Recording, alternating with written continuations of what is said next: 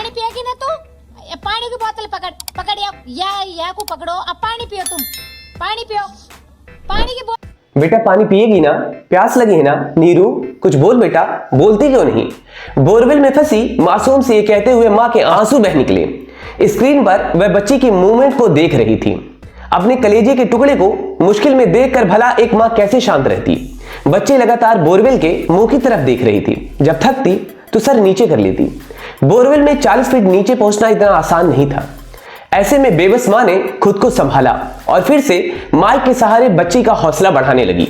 हुआ कुछ यूं था कि राजस्थान की राजधानी जयपुर से करीब 96 किलोमीटर दूर स्थित दौसा में एक गांव बांदीकुई है। यहां पर प्राइवेट नौकरी कर रहे राहुल गुर्जर का घर है और घर से सटे ही उनका खेत है। खेत में बाजरे की फसल लगी हुई थी और खेत के एक किनारे पर एक 600 फीट गहरा बोरवेल लगा हुआ है। बारिश की वजह से बोरवेल के सटे करीब 30 से 35 फीट गहरा गड्ढा हो गया था। बुधवार करीब शाम को 5 बजे की बात होती है। राहुल की पत्नी कविता अपनी सबसे छोटी बच्ची नीरू के साथ कुछ काम कर रही थी। नीरू अभी मुश्किल से 14 महीने की थी। वह मां के पास ही खेल रही थी और राहुल की 2 बच्चियां वहीं पास के खेत में खेल रही थी।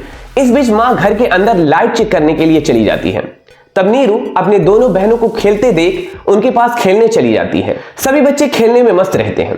तभी नीरू खेलते खेलते उस बोरवेल के पास चली जाती है और उस गड्ढे में गिर जाती है। ये देखकर दोनों बच्चियां दौड़कर घर में मां को बताने जाती हैं कि नीरू गड्ढे में गिर गई है। मां दौड़कर तुरंत गड्ढे के पास जाती है और अपनी बच्ची को बचाने की पूरी कोशिश करती है, लेकिन नीरू काफी गहरी जगह फंस जाती है जहां पर उसकी मां किसी भी तरीके से उसको बचा नहीं पाती। तब मां शोर करती है और बाकी गांव के लोग भी भागते हुए वहां पर आते हैं। गांव वाले भी पहले बचाने की कोशिश करते हैं, लेकिन जब बचा नहीं पाते तो फिर जिला प्रशासन को सूचना दी जाती है। पहले तो नगर पालिका की गाड़ी आती है। वो लोग भी बच्ची को बचाने की कोशिश करते हैं, लेकिन बात नहीं बनती। उसके बाद दौसा से पहुंची सिविल डिफेंस की टीम ने भी निकालने का पूरा प्रयास किया, लेकिन सफलता नहीं मिली।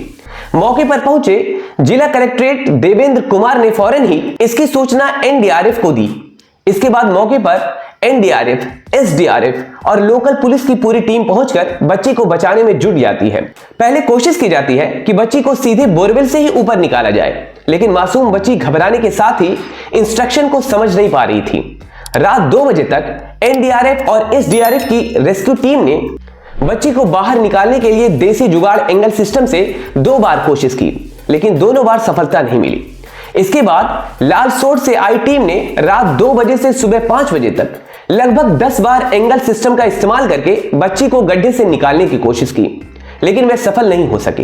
एक बार 3 बजे के आसपास टीम ने कुछ चॉकलेट और केला फंसाकर एंगल डाला तो बच्ची ने एक बार हाथ तो फंसाया, लेकिन जब टीम ने उसे बाहर निकालने का प्रयास किया तो उसने तुरंत अपना हाथ बाहर खींच लिया, जिससे फिर असफलता ही हाथ लगी।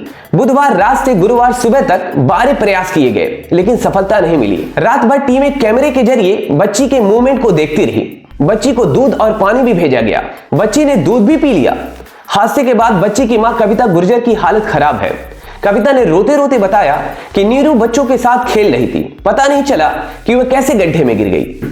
उन्होंने बताया कि नीरू को कभी घर से बाहर नहीं छोड़ा, आज गलती से निकल गई। नीरू तीनों बहनों में सबसे छोटी है। उसकी 2 बड़ी बहन खुशी और राशि हैं। नीरू बुधवार शाम से ही 40 फीट गहरे गड्ढे में अटकी हुई थी। धीरे धीरे यह समाचार पूरे देश में फैल जाता है और पूरा देश नीरू के लिए प्रार्थना करने के लिए जुट जाता है। राहत की बात यह थी कि बच्ची मूवमेंट कर रही थी और अपनी मां से बात भी कर रही थी। बच्ची तक खाने पीने का सामान पहुंचाया जा रहा था। पाइप के जरिए ऑक्सीजन भी पहुंचाई जा रही थी। स्क्रीन पर पल पल की मॉनिटरिंग की जा रही थी। सुबह बच्ची को जब बोतल में पानी भेजा गया तो उसने उसको पिया भी।